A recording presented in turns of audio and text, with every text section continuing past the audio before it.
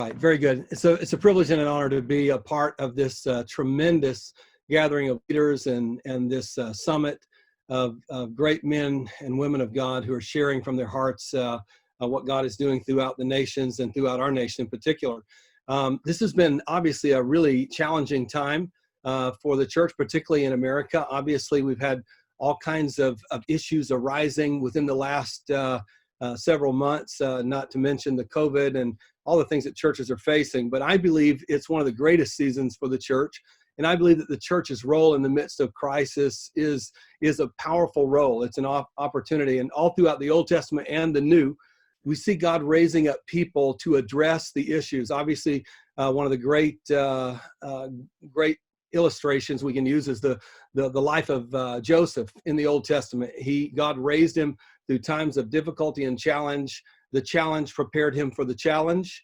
And when the challenge arose in the nation where they had famine, God had already given him insight as to how to deal with the issues and to not only be there, but to become a father to Pharaoh and to governmental systems and structures. And Joseph was an incredible example of how God raises up men of great character and integrity in the times of crisis. We also have many others, Esther, Daniel, Joseph, and in the New Testament, God raised up the church in times of crisis as well. So I believe that the church is still very relevant. You know, our church during this season obviously has been doing a lot of the things that many churches have been doing. We have been doing ministry through streaming video, creating special programming for our children's ministry, youth ministry. We've been doing just like what you talked about just a moment ago. We've had our young people doing TikTok messages from the message from Sunday, and young people watching from all over as we do special things with that. And as kids would win the TikTok for the week, we would drop off ice cream at their house, and they love that. We've been working with businesses in the community, helping them. One business in particular, a business that happens to be a meat packing plant for chicken. And we worked with them to help them continue to be able to provide product in the community and to keep their people working and to provide it at a price that people could get it. They couldn't even get it in the stores. And so we became a catalyst to help that happen, provide volunteers, keep people working. They called us and said, would you come when they had issues, people passing away in their plants? They said, would you be afraid to come? I said, absolutely not. We went in, we sat in the lunchrooms, we prayed with people, we ministered to people. And this is a plant that produces millions of chicken, pounds of chicken. We helped them get to our community. We got out over 500,000 pounds of chicken to our community during the crisis to help people get fed. We've done all kinds of things working with the hospitals, providing masks, providing all kinds of things. And now in the most recent issues with racial issues that are rising in our nation, we've been working together with the mayor's office and the city directors and really helping to bring together people. So I believe, number one, the church was and still is God's idea, and God is the builder, number one. And the Bible said in Matthew 16:18, and this I say unto thee, that thou art Peter, and upon this rock I will build my church, and the gates of hell will not prevail against it. Didn't say that the gates of hell wouldn't try, just said that the gates of hell would not prevail against it. So I believe, number one, the church in the times of crisis is still God's idea. When we say that we love the church, or we love Jesus, but we don't love the church, we kind of get this thing mixed up because Jesus was the founder and is the founder of the church. And, when we say we love Jesus, but not the church, we actually kind of love, I'm going to be very graphic here, a decapitated head. We are the body and we're a part of what the head is doing. And it was his idea. Secondly, the church is still the only institution sanctioned by God to be his representative, his viceroy, his ambassador in the earth. And during times like these, we are his voice, we are his hands extended, and we are the people that he's called with a message. And so thirdly, the church has a message, a mission, and a mandate. So what's a mandate? A mandate is a command or an authorization given by a political electorate for its representatives, an official authoritative instruction and requirements. So God's given us a mandate, and that mandate is to be carriers of his presence. So we take his presence into environments that are hostile, environments that are depressed and oppressed. We bring the presence of God, because with the presence of God, there is fullness of joy. The second thing is we bring his message. And a message is an idea, a message of value that is transmitted by writing, speech, behavior, or signal. And we happen to live in a day where we have the opportunity to broadcast that message in many, many different forms of media. And it's an awesome, awesome thing that we get to do that. And then we have a mission, a specific task, a calling, a vocation by which an individual or a group is charged. So I believe that, I don't know where my time is right now, but I believe that in times of crisis, God has raised us up to be his voice, to be his hands extended. And the Lord spoke to me and said, if you want to minister to people in times of crisis, we're called to meet needs, heal hurts, and solve problems. If we will meet needs, heal hurts, solve problems, we will have the opportunity to be the ones who have a mandate with a message and a mission. And he'll give us both the methodology in the particular times that you live in, and the mantle. The mantle represents his power. And I've seen God heal people during this season. I've seen God use us to raise up ministries that we never even thought we could do before during the times of crisis. So I believe the church's role is a powerful role in the time of crisis. Thank you so much, Dana. Well done. And so now let's move on to Michael Moore. Michael? All right. Hey, guys. So kind of jumping back probably 15 years ago or so, I was on staff at a church in Beaumont, Texas called Praise Christian Center. They now go by Praise Church. And whenever one of the hurricanes hit, I believe it was Hurricane Rita, Doug Stringer, and I don't even know if he realizes this, teamed up with our church.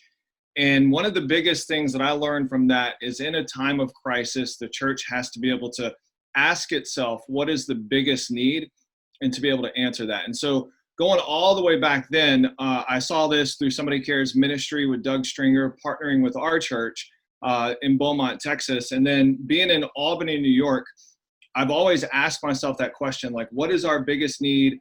And there's never been, outside of a snowstorm, there's never been like a crisis. And so whenever COVID-19 started coming up, I sat down with our team and I really just nailed it into what Dana was talking about. What is our mission? And our mission never changes. Our methods do change. You've probably heard this phrase before. We're married to the mission, we date the method.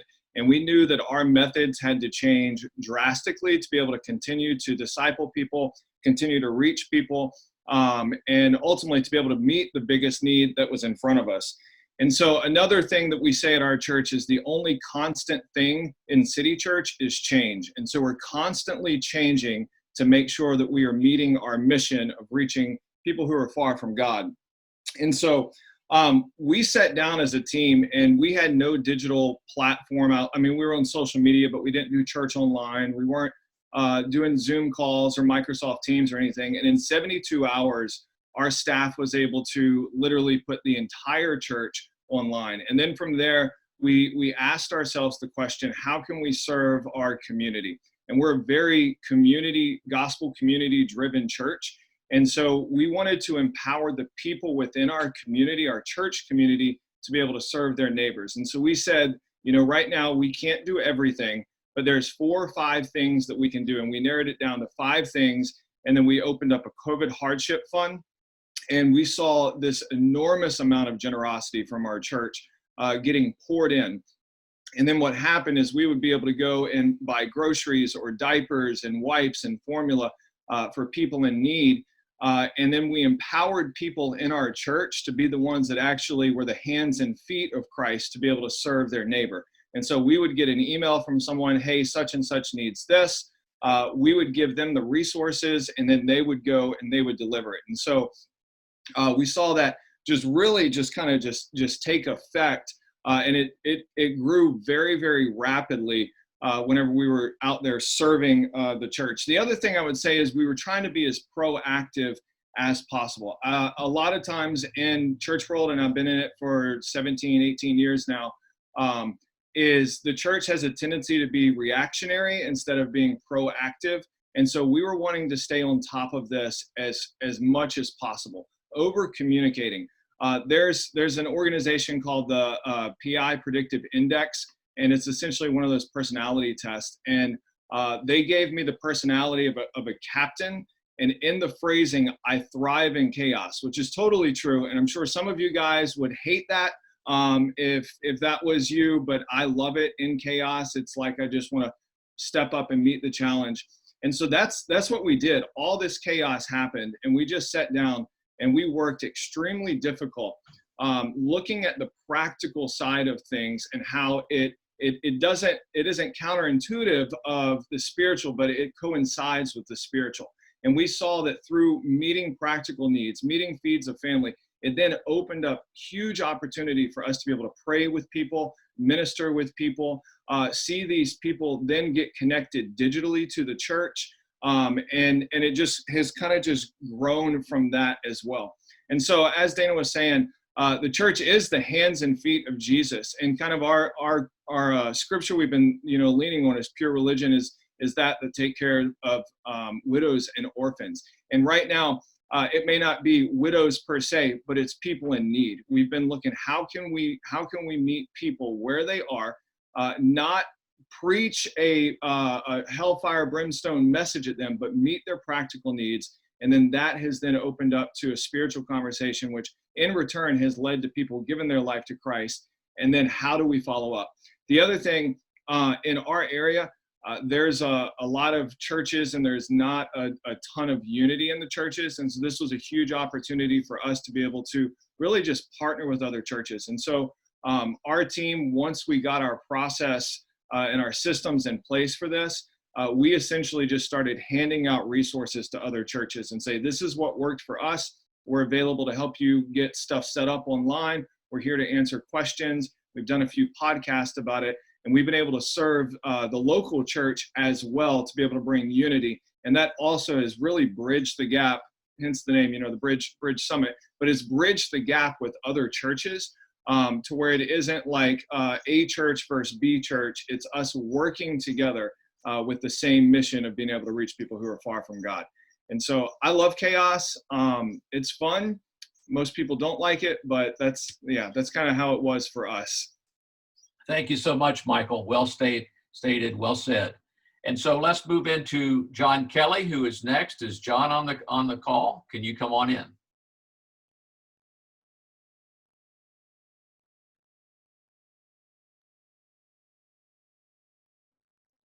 Is he on mute?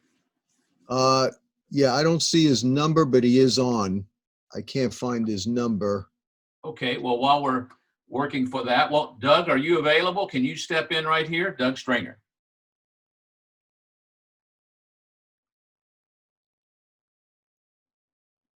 I think he has to be off mute. Okay, I'm off mute now. There you go, buddy. Good to see you. Well, great to reconnect with you, Michael, and also with everyone else. It's been amazing. In fact, what I'm going to share just very briefly really has already been said in many ways, kind of an underlying connective thread from everyone, and that is that, we are an Acts church, we are a serving church, and I call that relational equity. If we take, even as we're doing this virtual conference, if we take our virtual Joseph storehouses, what are the assets that each of us have? In moments of crisis, we realize how much more we need each other more than ever before. It really is about kingdom, isn't it? And as Bishop Bronner was sharing earlier, we go from complexities to simplicity. And I think the simplicity of the gospel has never changed. It's just that we have made some complications in the way that we present the gospel. And so many people are far more open now than ever before. I'm constantly, over the years, thinking of Luke chapter 21, which really is a sign of the times. Jesus himself speaking about the end of the age, talks about kingdom against kingdom, nation against nation. Of course, we know that word is ethnos. We see the tension even now and the underlying of the systemic or broken cisterns that need to be addressed. And pressure magnifies, as Dr. Cole used to teach us. And so we're in a pressure moment. Everything that can be shaken is being shaken. But this is the opportunity for us as the church, especially as in the USCAL and ICA, to be able to come together, recognize that our leadership is for moments like this. It's not about just having normal church as usual, but it's an opportunity for us to see in the midst of crisis, to bring in the presence of God and for the world to see. In fact, I think about what Jesus said in the end of the age, that there will be ethnos against ethnos, race against race. And that's one of the signs, but that's in the world. But in the church, as Micah 4 clearly shares, that we should turn our weapons of warfare against each other, because all people are welcome at the mountain of the Lord, and turn them into harvesting tools together. This is a harvest moment. It's an opportunity to show the world that we have a relational equity with God, with one another in the church, and that we become a light in the midst of the most difficult of circumstances. Also, I recognize that relational equity is not something that we take. It's something that we present by trust and we earn in our communities. And so when you look at something like what Michael was talking about in Beaumont during Hurricane Rita, I remember y'all gave me a call and just says, if you just get us a generator, we'll do it. We'll come back, we'll get our staff back, we'll reach the community. And there was a particular story of a man that just really hated your church. He would have nothing to do with Jesus, nothing to do with your church. In fact, would shake his fist at you guys once in a while, but he wanted coffee. When you had your generator and some resources started coming, you started serving hot coffee and meals for the community. That same person that wanted nothing to do with you, I understood, became a member of your church, Michael. So these are the relational equities we build out of the most difficult of circumstances. Even during Hurricane Harvey here in Houston area, and we're still dealing with all of that. And then, of course, with the COVID, we had leftover 100,000 N95 masks in my storage container.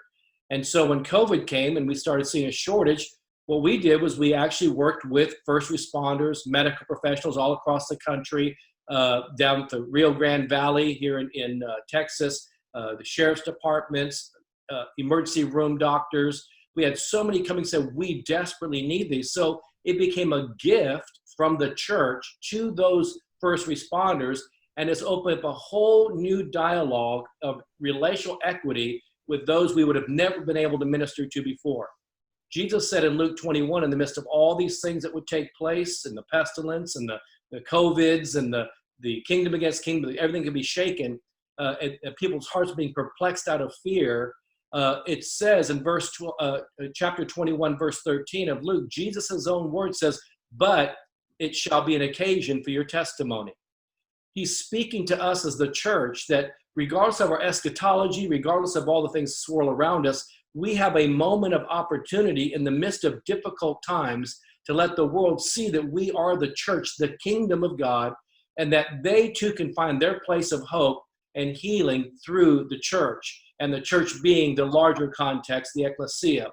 And even with all this going on with the renewed tensions and the racial tensions in our country, that is the church's opportunity to cross our racial denominational lines and to be intentional about communicating and talking about and relating to how through Christ we have the centrality of the cross, and together we can be tangible, not just in our sermons, not just get on social media and say how terrible racism is or broken cisterns are, but this has to be an intentional walking out relationships that people can observe, because it's the optics that are so important to see the church being a tangible expression of reconciliation, the church being a tangible expression of compassion and care and serving communities.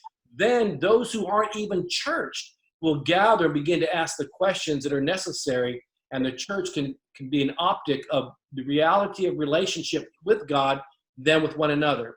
I've often said that relationships define our destinies, first with God, then with one another. And the degree of influence that we have or will leave to the next generation is determined on the level of those relationships, first with God, then with one another, because the kingdom of God's built on relationships. So it really is a mending of the net, an opportunity for us to be kingdom, to dialogue, communicate, share resources for the sake of gaining relational equity with the unchurched, so that they will come to know that the church truly is functional and that we are the incarnation of Christ in the most difficult of circumstances. So, from Navajo Nation right now, we're still serving them. I've never even met the president and vice president of Navajo Nation, but through this crisis, because they've had such a great need, being the largest First Nations tribe in America, They had a crisis of need for their first responders and their Navajo Police Department with needing for masks, to gift cards to the poor. And we were able to serve them. Inner city Detroit, Baltimore, Minneapolis. I have sons in the Lord that are involved in Baltimore and the Minneapolis Police Department, as well as the community. So seeing the community come together, work together, cross our racial denominational lines, be a tangible expression of the community, gains lasting equity. The news may not show that, but the church's greatest and finest hour is in the midst of difficulties to be a tangible expression of Christ, so that after the crisis leaves, the equity has been given to and through the local churches and ministries and the kingdom in those communities. So I can go on, but I just want to kind of close with this, because a couple of years ago, I shared on the importance of persevering through unexpected detours. This is something none of us wanted to have to endure, didn't even expect. Had a lot of positive vision 2020, great, but we have all these things. Even the Lord spoke to me last year inaudibly about the Zao and the Zoe.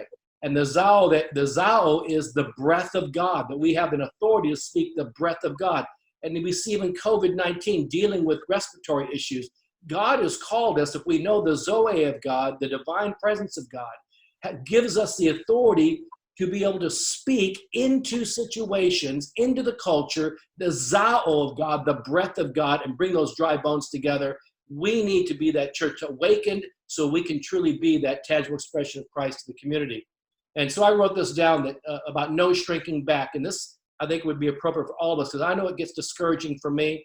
It's overwhelming to see the pain of what's happening in our world, and seeing the pain of people that people are discussing and talking with, seeing the pain of even the church being divided. And yet I put down no shrinking back, because perseverance is defined as persistence and steadfastness in doing something despite difficulty or delay in achieving success. To persevere in leadership, we need persistence, staying power, purposefulness, patience, diligence, and commitment. And that's why I connect with Joseph Matera. Bishop Bronner's been a friend for decades. Of course, Franklin Santagetty, we've been friends for decades. The reason I connect with this is because we need each other more. I glean and learn from each of you, but we need to know we're connected to something bigger than ourselves, and that we're not alone, and that we have a moment of opportunity and a window of opportunity in the current crisis we're dealing with in multiple levels, not just the pandemic, not just the pestilence that's happening, not just the racial tensions. We are the healing and hope of a generation, and it's the church. And if we take our rightful place, and Jesus is the centrality of our focus, together we can see a healing, and we can see transformation of our communities. Wonderful, Doug. Thank you so much, brother. Now, John Kelly, are you ready for us? Yes. All right, brother, go ahead. As we approach these roaring 20s, I want to approach it as a roaring apostolic leader. I believe that this is the time that the young and the old lions need to gather together and understand that we have an opportunity like no other.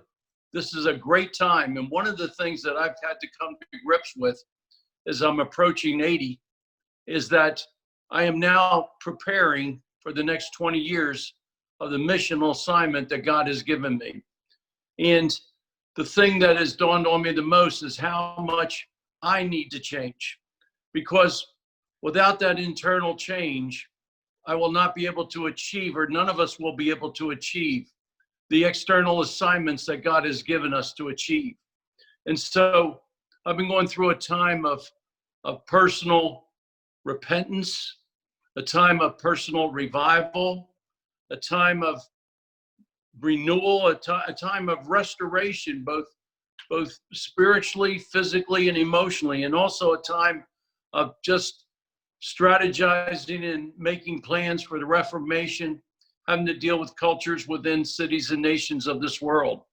And also realizing that, the Apostle Paul said we have 10,000 mentors, and knowing that at my age, I probably have at least a couple thousand more to go. And so I've been devouring Oswald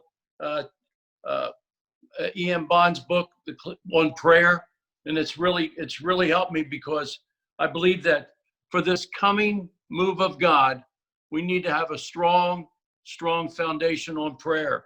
And I've been reading from Thomas Sowell, a great sociologist, economist, considered one of the top in the world, professor at Stanford, on race, culture, and a worldview, so that we have a better understanding of what it is that we're going to face in these various cultures within the world. And so, as I look at all that, one of the things I would like to share with you is in Revelations 21 verse 1, where Paul said, "And I saw a new heaven and the first earth. I saw a new heaven and a new earth, where the first heaven and the first earth were passed away, and there was no more sea. And I, John, saw the holy city, New Jerusalem, coming down from God out of heaven, prepared as a bride adorned for her husband." And that is our role as apostolic leaders, is to prepare the bride, and to prepare the bride in order to bring down the new heaven and the new earth. And as we look at what heaven is an atmosphere. It's where the presence of God is. That's what heaven is. Paul talked about the third heaven. He talked about the heavens, plural. And so we know that heaven comes in many atmospheres and many forms. But also he talked about the earth realm. And so we have to have a heavenly view, but we also have to act out what we're called to do, our missional assignment, in an earthly way on earth. And so when we look at heaven, we're looking at an atmosphere. And wherever you go, we have to be able to change the atmosphere in cities and places where we dwell. I'll never forget. And we can also change the environments where we are. I can remember in New York, Giuliani he read a book by a sociologist, and it talked about when you begin to take a broken window in a city and you fix it up and it's in a ghetto area, all of a sudden that ghetto area starts improving little by little. And so that became the cleanup campaign for New York City at that time. But also, I was in Cancun, and the pastor wanted me to have a meal with him, with this fisherman that was very poor. And we went to the fisherman's house, and we were going down the street, and we were in this terrible ghetto there. And about 2 blocks away from the house, I said to the driver, "Oh, there's the fisherman's house." And the driver said, "Oh, Apostle Kelly, you're hearing from God. You're such a man of God." I said, "No, it's the only house that's painted." And that's how I know that that's the fisherman's house. And we went in this house with one big room with a kitchen, a bed, a dining room table, and there was a separate bathroom. And we had a great meal there. And he had a garden. He had a beautiful flower garden. He had a vegetable garden, and his house was painted lime green. And as we walked out, I realized that he was changing the atmosphere. I came back there 2 years later, and there were 8 more houses on that street that looked like his, because they all began to see what began to happen at the fisherman's house. They began to see that he was someone that was changing the atmosphere of that block, and he was changing not only that, but the environment of it. And so I think that we have to see ourselves as we roar into the 20s, that we have this specific calling. And our calling is not to be an organization. Our calling is really to be a movement. And I want to say that ICAL and USCAL, I want to explain this to everyone, that we do not have a hierarchy. We don't have a hierarchy. We all come together as one. We all come together, co-equally in this. We all come together with the same missional purpose, and that is to influence cities spiritually, and also to have a voice into the government and into the economics of those cities. And so let us roar together. Let us roar together as we go into these roaring 20s. And I know I'm planning for the next 20 years. I'm not planning for next year. I'm planning for the next 20 years. Let's have long-range plans and strategies and tactics for how we're going to advance the kingdom of God in our cities and nations, but we have to do it with others. There's no way that we can do it alone. I heard a a ministry one time many years ago on television, and he said, "I'm winning the world for Christ." And I was thinking to myself, I don't think so. I don't think so. It's going to take hundreds and hundreds of thousands of us, millions of us, bazillions of us to win the world for Christ. But I'm excited for the time we're in. For such a time as this is a time for greatness. And greatness requires strong leaders. Strong leaders are required for tough times. So let's be those roaring lions as we go into the roaring 20s.